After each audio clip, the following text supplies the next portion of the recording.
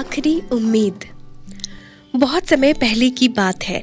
एक बार एक आदमी सफर के लिए कहीं मीलों दूर जा रहा था, मगर रास्ता भटक जाने के कारण वो रेगिस्तान में कहीं भटक गया। उसके पास खाने पीने की जो थोड़ी बहुत चीजें थी वो जल्द ही खत्म हो गई। भटकते भटकते उसे 2 दिन हो गए और पिछले 2 दिनों से वो पानी की एक एक बूंद के लिए तरस रहा था। अब उसके पास ना कोई खाना बचा था, ना ही एक बूंद पानी। उसकी सारी उम्मीदें खत्म हो चुकी थी। एक जगह एक सूखा पेड़ आया। वो उसी से टेक कर कुछ देर बैठ गया। बैठते ही उसकी आंख लग गई और उसे कुछ देर के लिए नींद आ गई और उसे एक ख्वाब आया। ख्वाब में उसने खुद को ढेर सारा पानी पीते हुए देखा। वो खुशी खुशी पानी पी रहा था कि उसकी एकदम से आंख खुल गई। आंख खुली तो उसकी प्यास और बढ़ गई और प्यास की हालत में वो हिम्मत करके उठा और आगे चल दिया। पसीने से लथपथ थका हारा बस वो चलता जा रहा था। वो मन ही मन मान चुका था कि अगले कुछ घंटों में अगर उसे कहीं से पानी नहीं मिला तो उसकी मौत पक्की है। पर कहीं ना कहीं उसे ईश्वर पर यकीन था कि शायद कुछ चमत्कार हो जाए और उसे पानी मिल जाए। वो प्यासी हालत में बेहाल बस चलता जा रहा था। आगे चलकर कुछ दूर पर एक जगह कुछ हरियाली सी नजर आई। उस इलाके में 1-2 ही सूखे पेड़ थे और कुछ 1-2 जगह घास उगी थी। तभी उसे दूर से एक टूटी फूटी झोपड़ी दिखाई दी। उसे अपनी आंखों पर यकीन नहीं हुआ। पहले भी वो मृग तृष्णा और भ्रम के कारण धोखा खा चुका था। उसे लगा कहीं ये फिर ख्वाब तो नहीं, पर बेचारे के पास यकीन करने के सिवाय कोई और चारा भी नहीं था। आखिर ये उसकी आखिरी उम्मीद जो थी। वो अपनी बची खुची ताकत से झोपड़ी की तरफ झुकता हुआ चलते गया। जैसे जैसे करीब पहुंचा उसकी उम्मीद बढ़ती जा रही थी और इस बार भाग्य भी उसके साथ था। सचमुच वहां एक झोपड़ी थी, मगर जब वो उस झोपड़ी के पास पहुंचा तो वहां कोई भी नहीं था। झोपड़ी बिल्कुल वीरान पड़ी थी, मानो सालों से कोई वहां भटका भी नहीं हो। फिर भी पानी की उम्मीद में आदमी झोपड़ी के अंदर घुस गया। अंदर का नजारा देख उसे अपनी आंखों पर यकीन नहीं हुआ। वहां पर हैंडपंप लगा था। वो आदमी एक नई ऊर्जा से भर गया। पानी की एक एक बूंद के लिए तरसता वो तेजी से हैंडपंप चलाने लगा, लेकिन हैंडपंप तो कब का सूख चुका था। आदमी निराश हो गया और थक कर अपना सिर पकड़कर बैठ गया। उसे लगा कि अब उसे मरने से कोई नहीं बचा सकता। तभी उसे झोपड़ी के छत से बंधी पानी से भरी एक बोतल दिखाई दी। उसने उस बोतल को वहीं बैठे बैठे बहुत ध्यान से देखा। उस बोतल में पानी भरा हुआ दिखाई दे रहा था।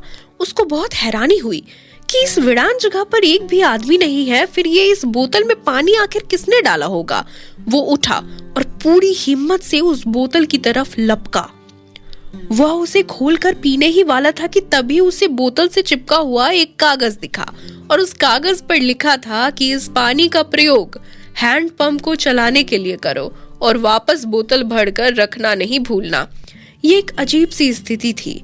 आदमी को समझ नहीं आ रहा था कि वो पानी पिए या उसे हैंडपंप में डालकर उसे चालू करे। उसके मन में तमाम सवाल उठने लगे। अगर पानी डालने पे भी हैंडपंप नहीं चला तो? अगर यहाँ लिखी बात झूठी हुई तो? और अगर क्या पता जमीन के नीचे का पानी भी सूख चुका हो, लेकिन क्या पता पंप चल ही पड़े? क्या पता यहाँ लिखी बात सच हो? वो समझ नहीं पा रहा था कि क्या करे। फिर कुछ सोचने के बाद उसने बोतल खोली और कांपते हाथों से पानी पंप में डालने लगा। पानी डालकर उसने ऊपर वाले से प्रार्थना की और पंप चलाने लगा। उसने कुछ ही हाथ चलाए और हैंडपंप से ठंडा ठंडा पानी निकलने लगा और ठंडा ठंडा पानी उसमें से नदियां की तरह बहने लगा। वो बहुत खुश हो गया। उसने पानी पिया और अपनी प्यास को बुझाया। वो पानी किसी अमृत से कम नहीं था। आदमी ने जी भर के पानी पिया। उसकी जान में जान आ गई। दिमाग काम करने लगा। उसके पास और जितनी खाली बोतल थी वो भी उसने पानी से भर ली। उसने उस बोतल में भी पानी भरा जो उसके छत से उतारी थी और उसे छत से फिर से बांध दिया।